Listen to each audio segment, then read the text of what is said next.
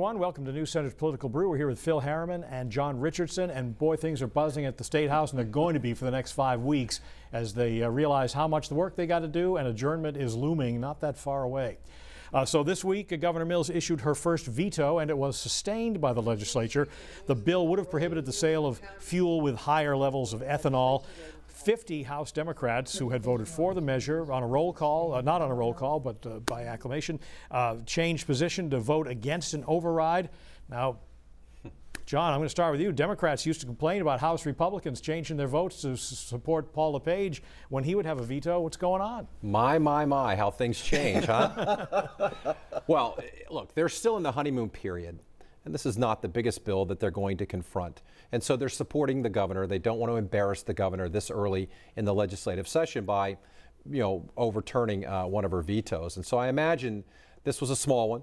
There will be bigger ones that'll come forward that maybe they will part ways with. But this is what happens in the honeymoon period between a governor and its party in power. So this is just a situation normal here? Well, far be it from me to use John's words against LePage with him now.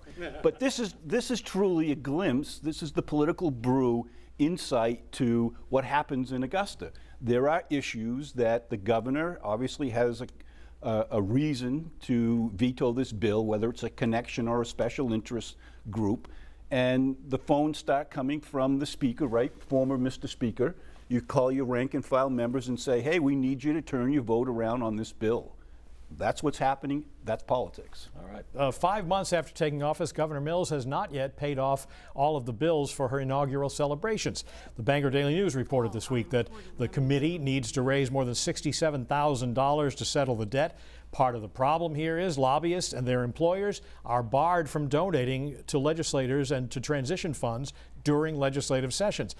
Now, those may be the rules, Phil, but there's something about the optics of rattling the tin cup to pay off a party from 5 months ago that seem wrong. It is wrong. And what's going to really ramp up the frustration and the optics that you're alluding to is as soon as the legislature is adjourned, the governor's going to turn on the, hey, I need to raise some money, and the winners and the losers in this legislative sessions are going to start writing checks or not.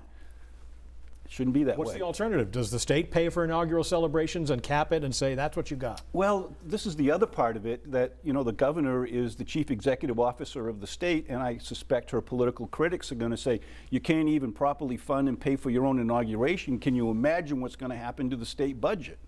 John? I think there is some truth to the fact that you don't throw a party you can't afford. And if you are out there paying or spending more than you can obviously afford, then that is something that most rank and file people in the state of Maine will take issue with. But there are campaign debts and there are party debts, and these things will be paid off. My only thought is, why not reach out to the people? Maybe you're barred by going to the lobby at this point, which I think is appropriate, not to raise money from the lobby while we're in session. But why not go to the people? There were many people that provided, donations, contributions to Janet Mills's campaign. They probably feel they already did that. They did. They did. They did, but I think you can find $67,000 among many of the people who supported her, and I think you could pay this off because I don't like the optics. Although it's not a big deal, it's something that ought to be retired. After considering it for a couple of years, the City of Portland voted no to imposing mandatory paid sick leave on businesses in the city.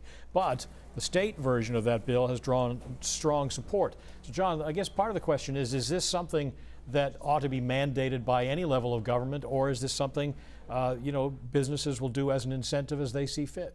Well, I don't know what the City of Portland is going to fight over now. The City Council, what are they going to fight over now? They'll find something. They'll find something, I'm sure. But I do think the appropriate location or the appropriate venue would be obviously the legislature. If a legislature fails to act, you often have the referendum process fill in the gap, or cities and towns fill in those gaps.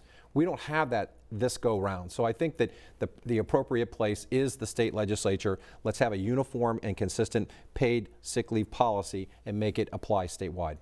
My view is that that's where the private sector, in competing for a quality workforce, that's where those benefits come from. I have a small company, 18 employees. We didn't need the legislature to tell us to have a generous paid time off package, but this is politics, and there are places I realize around the state that don't have that competitive edge, and certainly not in the city of Portland. So To your other point in your question, where is the best place for this to be vetted? I agree with John, one of these rare moments that it's not at the local level, it is at the state level, and credit to Governor Mills, who took what was a 15-page, pretty complicated bill about sick leave, turned it into a page and a half on paid time off. All right, we got lots more to talk about. We'll do that in the next hour on Political Brew. News Center's back after this.